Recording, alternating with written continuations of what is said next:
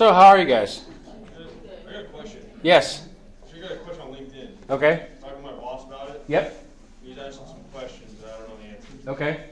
What are ways to keep headhunters away from, like, a company creates a LinkedIn profile for that company? What's stopping the employees from getting picked off by headhunters coming in and trying to take because you put all that information on there. Mm-hmm. How do you prevent that from happening? By saying no to the headhunters. You can block them. You can block them? Yeah, you have to block them one at a time, though. It's a little bit of a pain in the butt. Yeah, and then, how do you go about it? If you have there's another company with the same name, how do you keep people from getting the wrong company's name? That's a good question. There's a way to like make a company page and then link the company page with your personal page. This is what we've done, and then there's still people from Texas that work for the same name of the company that are saying they're owner of ours rather than theirs. That's a good question that I don't have an immediate answer to. But if you email me with that question, I will check with LinkedIn and get back to you. Is that fair? Okay, cool. Yes? I had a similar problem that when I type in the name of my company, somebody has already created a page in another area, but I can't seem to figure out how to unlink it. That if I type in the name, and since it's the only one, it says, oh, you work for this company. So, I'm linked to one, I want to say in Nevada or something like that, and I can't figure out how to unlink it without creating a separate page for my job, which I'm sure my boss would not enjoy. So. Understandable. Yeah. Well, the simple answer is the LinkedIn technical support page. Okay.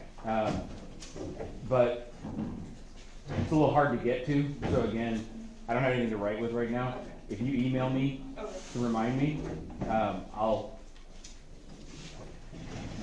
ask LinkedIn about the solution to that. Okay. Other questions about LinkedIn or anything else? Okay, so today I wanted to talk a little bit about your professional development plans and why I'm asking you about them, why they're so important to me. So, like I mentioned again a little bit in the first week, the projects in this class are really important, but I think what's the most important thing to me in any class that I teach is knowing from you guys what is your job today and what do you want your job to be after you graduate. And I see it as my goal to help you get to wherever you want to go. That should be my job as your professor. So important for me to know what your job is today and what you want it to be after you graduate. Same thing, how much money do you make today and how much money do you need to make to reach your goals in life? Not that I need to pry into your personal finances, but a lot of times where your revenue is today and where the revenue you need to have to achieve your goals in life there's a big gap in between the two of them. And I want to help you to get between point A and point B. So I need to know where point A is and where point B is so that I can help you get between the two. Once I know those things, the idea is to know what the baseline is, set a mid-range goal for where you want to be after you graduate, and then set a long-term goal for sort of what you would like to be if you could be king or queen for a day. And then finally, there's some issues about the rule of 10 and how many irons you need in the fire in order to make something work out in your career that I'll talk about a little bit later. So the professional development plan baseline is pretty straightforward. That's just what are you doing for your job right now. Your mid-range goals, I'm going to talk in a bit about. I mean, most of you have sent this to me already. I just want to talk about how you could have filled it out, how you could edit it and change things if you want going forward. For what the full range of next potential steps are for your career. We'll talk a little bit about setting realistic income goals and then pursuing them based on what your current budget is. And then job searching and network building. As far as your long-term goals are concerned, a couple things. First of all, how many people in here don't quite know what you want to be when you grow up? Okay, so I was in the same boat when I was an undergrad, and I got a copy of this book called "What Color Is Your Parachute?" I've provided a link in here. You can get it on Amazon for $5 or $10. And it's got a bunch of exercises that you can fill out to, how do you like to consume information? How do you like to interact with other people? What kinds of hobbies do you like to do? What do you like to think about in your spare time? All kinds of exercises to fill out, and then it'll tell you based on those exercises what are some good potential jobs for you. And when I filled out these exercises right after undergrad, it said that I should be a professor, and I didn't pay any attention. I was like, I'm going to go out and I'm going to start my own company. I'm going to go into the real world, and I've never been happier than I am right now with my job as professor. It's the best job in the whole world, and this book told me 25 years ago that would be the case. So if you're wondering at all what you should be when you grow up, I highly recommend getting a copy of this book, doing the exercises. I think you'll be pleased about what it tells you. In terms of planning the income you need, I want you to dream big and then plan for reaching those goals, and we'll talk a little bit about that later in the lecture. And then, general network building. I mentioned before in this class how big of a network I have of different people that I know. I want each person in here, once you've kind of thought about what it is what you want to do long term in your life, what it is what you want to do right after you graduate, I want you to go through my LinkedIn contacts and pick somebody that you'd like me to introduce you to. And I will introduce each person in this class to at least one contact in my contact network. So that's the general network building there to put you in touch with some mentors and contacts that can help you with your future. Oh, wrong direction. This is what the template looks like. You guys are all familiar with it, or at least most of you are, because I emailed it out to the class and you filled it out before class started. brainstorming professional next steps. So there's a couple of next steps you can take that are the normal things to do next after you graduate from undergrad, or for that matter after you graduate from grad school. The first thing is earning more money in your current job. You know, maybe some of you already have a job that you like and you just like to earn more money after you get your degree. That's fine. It's a valid goal. I'm happy for anybody in here who already has a job that they like. Another option might be moving up or moving to a new job in the same company. So maybe you have an entry-level job right now and you'd like to move up to a little bit more responsibility in the same company. That's also a valid thing to do after graduation. Maybe finding a new job in the same industry. So maybe you're in agriculture right now and you're doing some kind of front office work and you'd rather be doing more management type work. So if there's not a position to move up to in your own company, you could certainly stay within the agriculture industry but move to another agriculture firm and get a higher level job. Another option is finding a new job in a different industry. So maybe right now you're working in agriculture, but you'd really like to be in petroleum, or you'd really like to be in the entertainment industry. Graduating from a degree program is a great opportunity to sort of reinvent yourself and move into a different industry. So another valid option. Going to grad school, if that's of interest to you, is a valid option as well.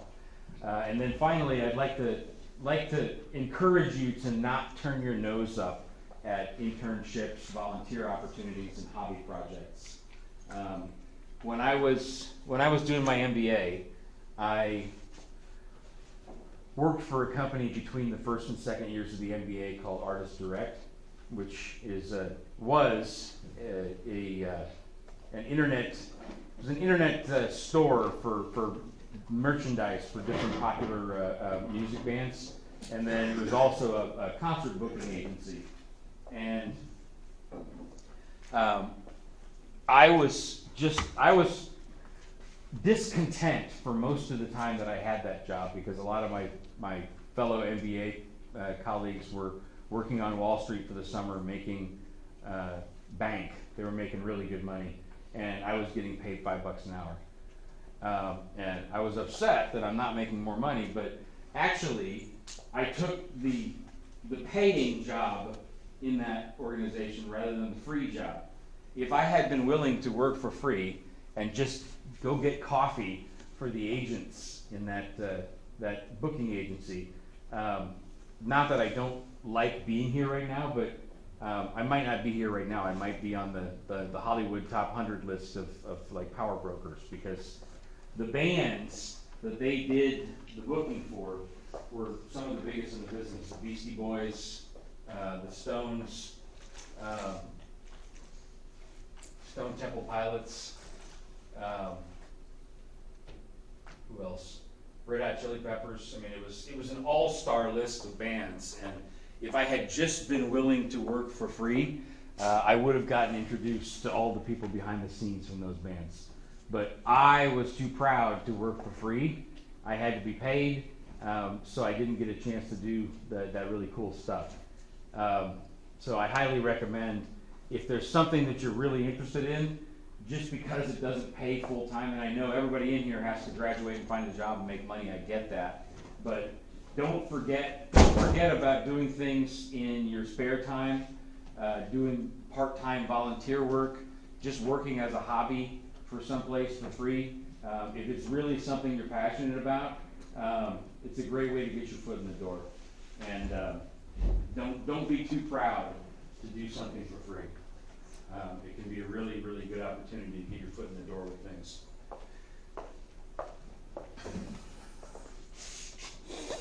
Realistic budget goals. So I've listed here pretty much all of the normal items that each of you should have in your budget when you graduate. Now, a lot of you have artificially low numbers in this regard because you live at home, or you live with a spouse or with a partner, you live with roommates. I want you to be prepared for what the full full costs of being a like adult working professional is going to be. So first of all, it's important to remember taxes and withholding. If you get a job for $50,000 a year, you're not actually bringing in, or let's call it $60,000 a year for easy numbers. If you get $60,000 a year job, you're not actually bringing in $5,000 a month. You're bringing in more like $3,500 a month after the government gets done taking their part. So remember, first of all, when you're thinking about your salary and what you're going to have, that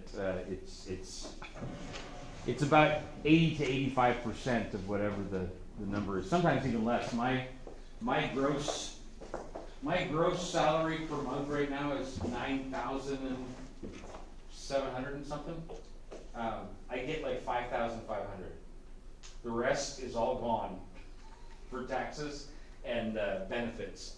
So remember, when you're calculating what your salary is going to be, that it's not all going to be in your pocket. Second of all, you really should try to save about 20% of your income for retirement, for long-term investing. I did not do that when I was younger, and I don't. I'm very, very lucky that Cal State has the pension program that it does, because otherwise I would be completely screwed for retirement and old age. My dad, who I'm taking care of right now, did not plan for his retirement, and it costs a lot of money to take care of yourself and your health when you get old, and it's very important to save and plan ahead for your retirement. It's also important to have what I like to call rainy day funds. You never know when you might lose your job, or metaphorically, like I like to say, you never know when your Rebel cruiser might be overtaken by an Imperial Star Destroyer. And you have to jettison the droids with the plans in an escape pod. So rainy day funds, as opposed to saving, they're both saving, but they're two different forms of saving. Your 20% savings for retirement goes into long-term investment vehicles, and you can't get your hands on that money if you need it. Nor would you want to, because it's supposed to be being saved for when you're old. If you're not old, that means you shouldn't touch it. The rainy day funds are cash that you can get at when you need to, that are in a money market fund or in a savings account. And ideally, you want to have 12 to 18 months of whatever your monthly expenses are stashed away as a rainy day fund, just in case you lose your job.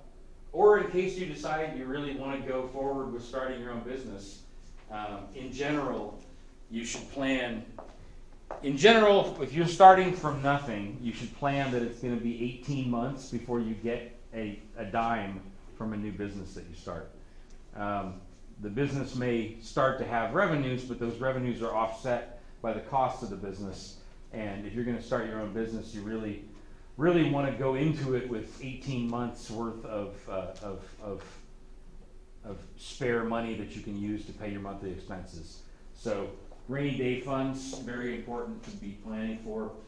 In addition to that, some of the more normal things that you might think of: healthcare, rent and utilities, your car payment, telecom, which to me is phone, internet, TV, like online subscriptions. It all kind of gets packaged into telecom in my mind. Food, entertainment, and very important question mark, whatever else is important in your life. Maybe you have kids, you have a spouse that you need to support and spend money on each month. Maybe you have a certain hobby or passion in life that you like to pursue. The question mark thing here is important to plan on, depending on each of your individual goals for what you'd like to do with your lives. Yes? So if your hobbies are good, What's that? if your hobbies, like, what would you put specifically in entertainment and just? Entertainment is going out to bars, going out to restaurants. Huh? I think about hobbies today. So entertainment is money spent going out having fun. At least that's what I mean. It could be going to the movies, could be whatever, but that's what I consider the entertainment funds. How many people in here are familiar with RunnerLink? Okay, not as many as some of my other classes. RunnerLink is our like internal job posting board from our career center here at Cal State, and I want to point out a couple things about it that those of you who are not familiar with it may not realize. So I've got a link in here that'll take you to where you need to go to log in. I have a different login point, so I'm going to click on that right now for showing you what things look like.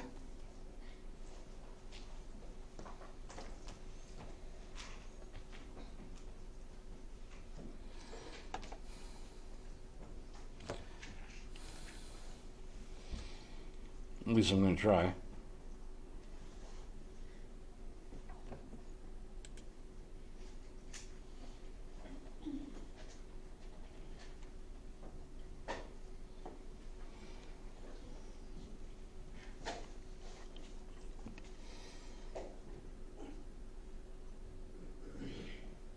There we go.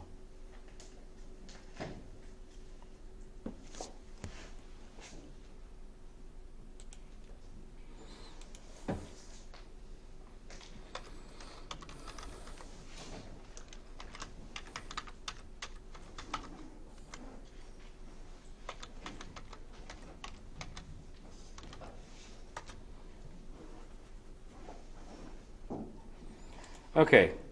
The beginning login looks a little bit different for me, but the main screen looks exactly the same for me as it does for you. And I just want to point out two main things about RunnerLink here. If you go to the employer directory and click there, you can find employers by industry or by state, but if you just click on the word search without selecting any industry or state, it'll actually bring back a list of every employer that we have records of. And you'll see there's 1,897 employers that we maintain contact with as a career center. So if there's any company in here, Bakersfield Jam, Bakersfield Condors, Around the Clock, if there's any company in here that might be interesting for you to apply for, you can just ask our career center for the contact information for that company, and it gets you in the door with the HR people there.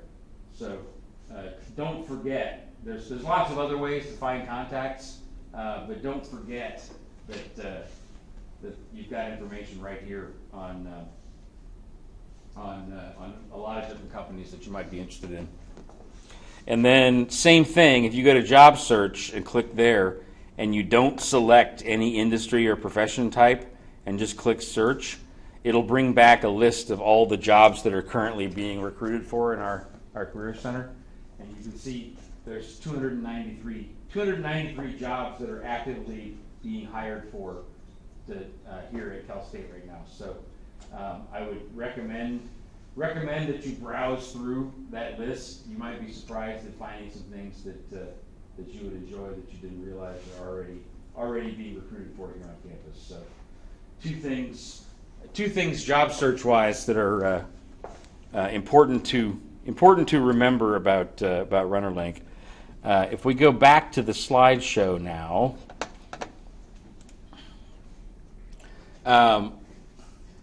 social media, especially LinkedIn, is great for job postings as well.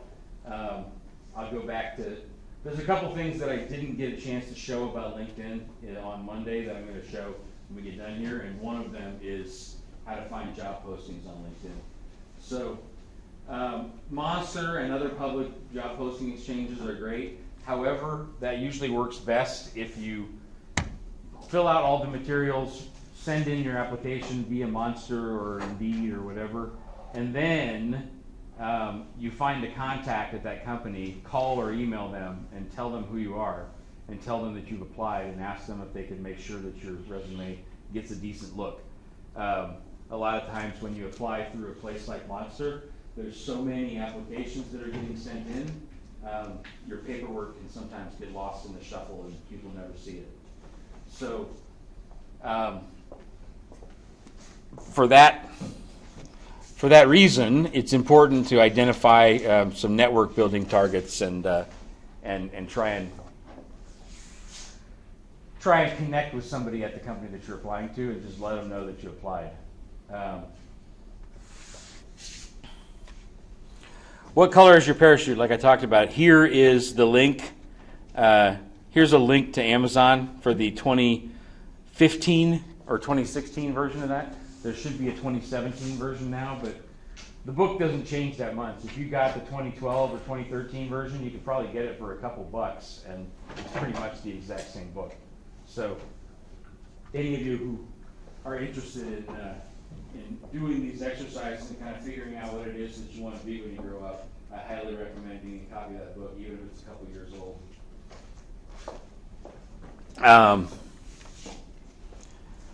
So planning the big dream income that you need. I want to talk a little bit about expanding that question mark section of your budget. I've lived. This is the 13th city that I've ever lived in my life, Bakersfield.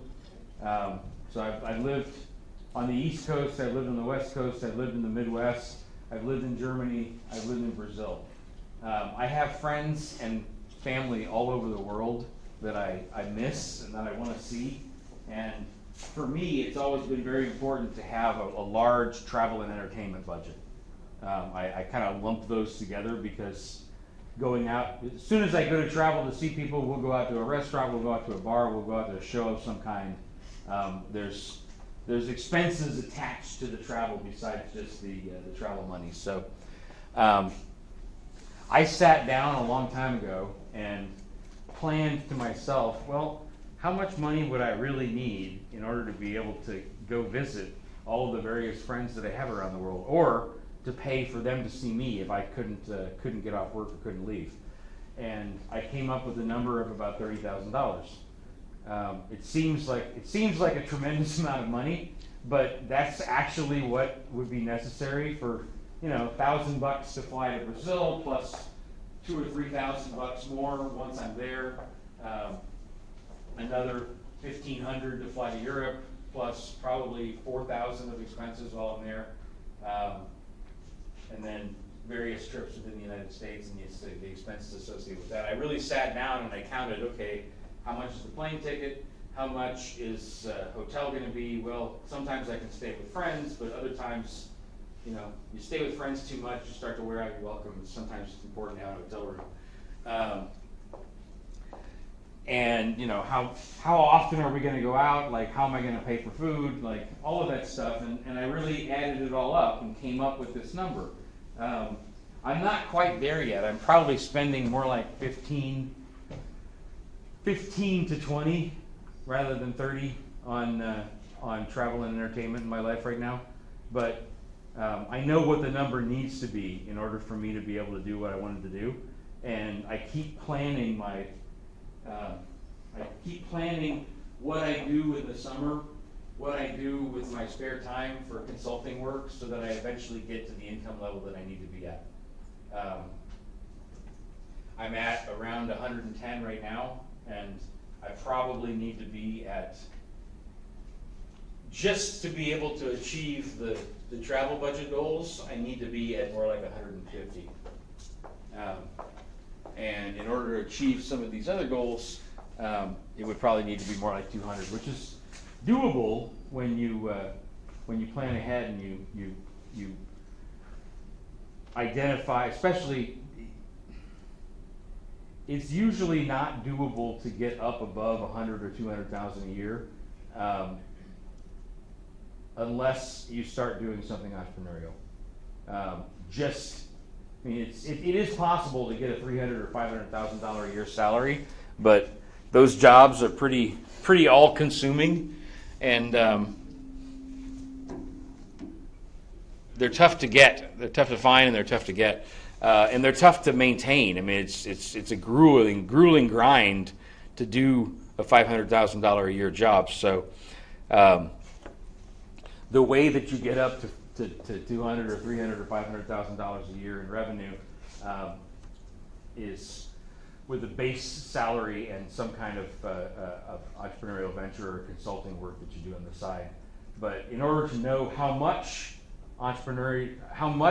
you need to make from the venture, how much consulting work you need to do, in order to figure out what it is that you need to count how much it's going to cost to reach your goals in life. So I've given a couple examples here of potential goals that people in here might have. One, buying a house. The second, taking care of your parents when they get old. Third, being a millionaire. And fourth, owning a Learjet. I list these in order of increasing costs. And I originally thought that owning a Learjet would be easier than being a millionaire, but no, it's actually way easier to be a millionaire than it is to own a jet. So buying a house, most of the time, housing prices here in the Bakersfield area are around $200,000. You know, sometimes they're more, sometimes they're less, but you're going to need probably a 20% down payment in order to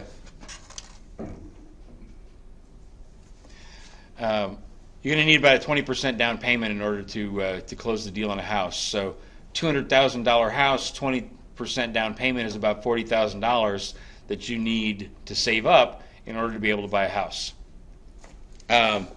Which may sound like a lot of money, but $1,000 a month for about $1,000 a month for 4 years will pretty much get you $40,000. $500 a month for 8 years would get you $40,000. And 8 years may seem like a long time, but they go by really fast, believe me. So planning on buying a house means that you need to be able to articulate where are you going to find $40,000 in your budget. Taking care of your parents when they're old. My dad is in this situation right now. Decent senior. First of all, I highly recommend that all of you encourage your parents to get long-term care insurance. My dad did not do that, and it's a nightmare dealing with it right now. It's a little pricey, but it's well worth it once you finally get sick. Long-term care insurance for me right now is about $180 a month, and that pays for about $750,000 worth of benefits if and when I get too sick to be able to take care of myself. Important for your parents. If they do not do that, decent senior care is between $3,000 and $4,000 a month for assisted living. You know, you can do the math. That adds up to about $40,000 a year. So if you need to take care of your parents for 10 years, that's $400,000 that you need to find somewhere between now and the time your parents get sick. Much easier to go the insurance route, but if they don't go the insurance route, that's the number that you need to find in your budget. And it may seem like a lot, but again, building a business on the side that brings in $10,000 a year,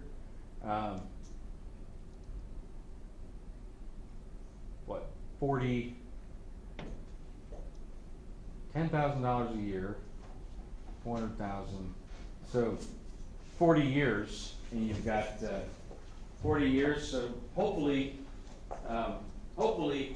your parents are around my age, and they have 30 or 40 years left before they're going to need to be in assisted living.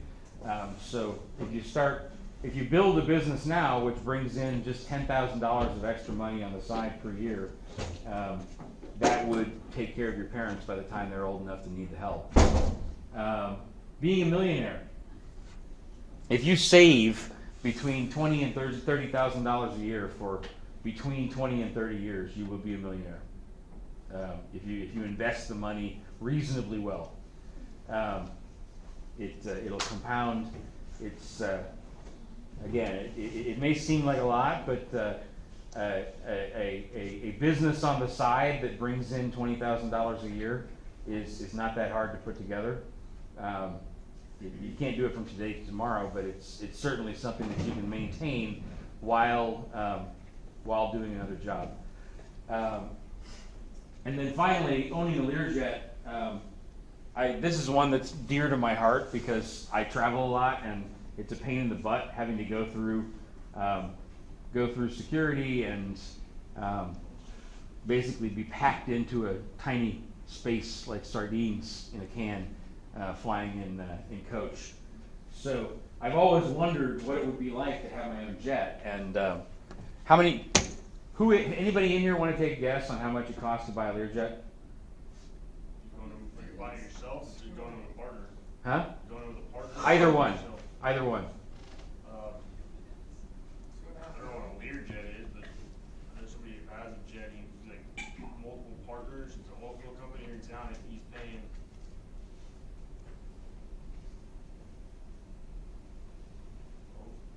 $500,000 or $750,000 a partner. Yep, that's about it. For NetJets, which is a company that does timeshares on jets, kind of like that, it's about $500,000 like ante to get into the game, and then about $100,000 or $200,000 a year to maintain the jet. So if you do the math, 500,000 is $500,000. 125 for 4 years is another $500,000. So over 4 years, you have to be a millionaire just to have a timeshare on a jet. The entire jet, the ones that I've looked at, run about $60 million. I'm sure you can find one for cheaper, but it's owning a Learjet. That's a lot of money. That one pretty much means that you need to own your own business and work full time on it. But it's not impossible to do if you plan ahead. So that was what I wanted to say about big dream stuff. I'm going to say a couple words about network building, and then I want to show a couple things on LinkedIn, and we'll call it a day. There's over 7 billion people on the planet. And that pretty much means that there's always somebody out there who wants what you have to offer. There's always somebody out there who's willing to help you. The challenge is just finding them and dealing with the rejection that you have to go through in order to find a needle in a haystack of the people that are willing and able to help you. You need to recognize and accept that you're probably going to need to reach out to 10 prospects, 10 strangers for every one new friend, as it were, that you make. And for every one new friend, you're probably going to need 10 of those for one of them to really work out to be a major business partner.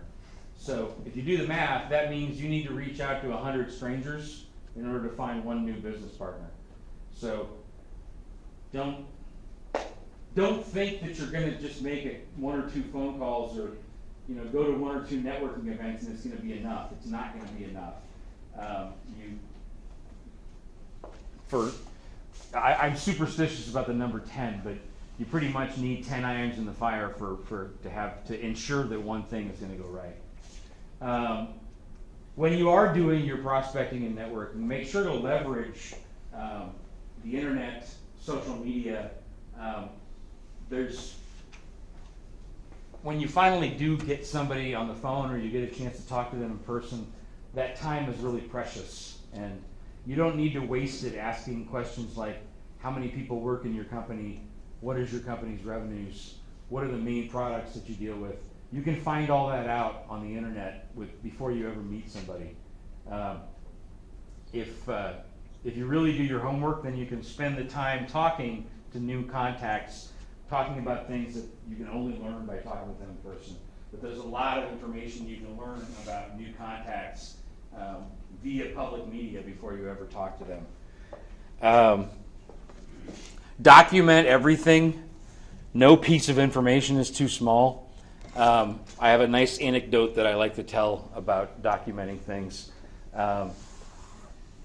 The second company that I started was a company called Market Driver Consulting, and we did sales on behalf of other companies. So we would do prospecting for new customers for other companies.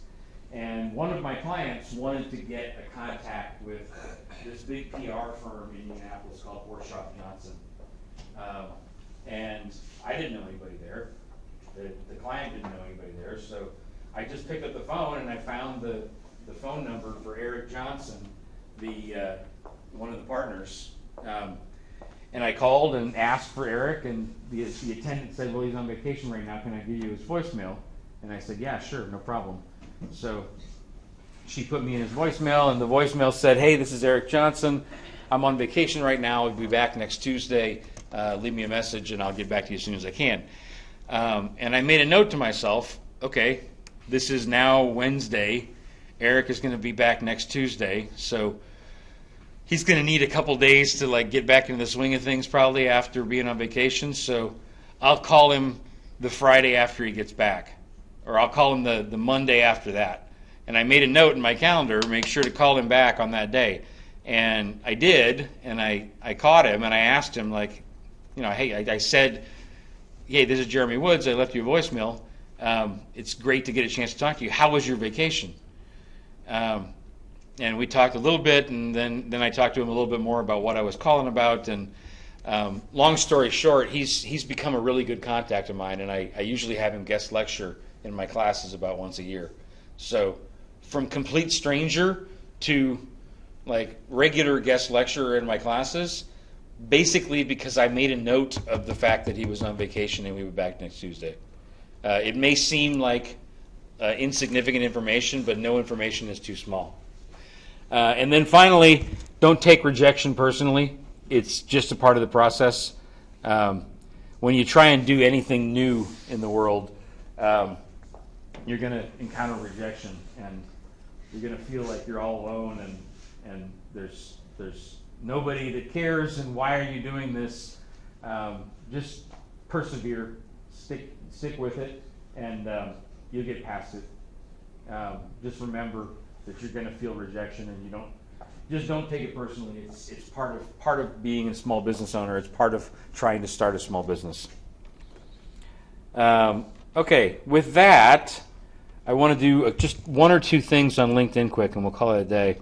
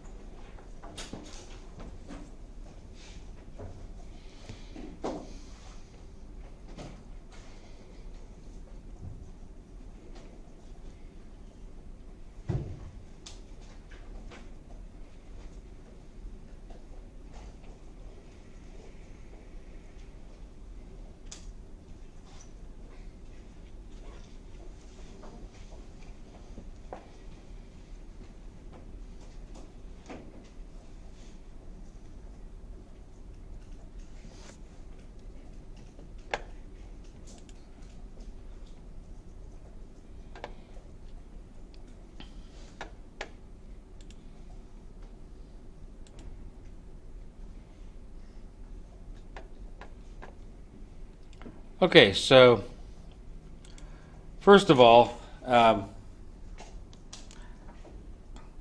think we talked about last time finding contacts at. No, wait, that was my evening version of this class. We talked about finding contacts at Lockheed Martin.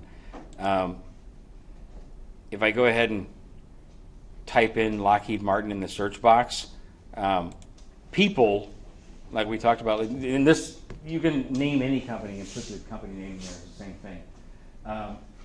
This is, when I click on people, this is a list of everybody I know or am connected to in some way that's with Lockheed Martin. If I go to jobs up at the top here, this actually lists open jobs at Lockheed Martin. You'll see there's over 3,000 results that are being hired for at Lockheed Martin right now. If you are looking for a job at a particular company, I highly recommend typing them into LinkedIn and looking what's listed for jobs. It's you're probably going to find even more results there than you do at a Monster or an Indeed or something like that. It's really quite powerful and dynamic. And then finally, something I didn't show last time.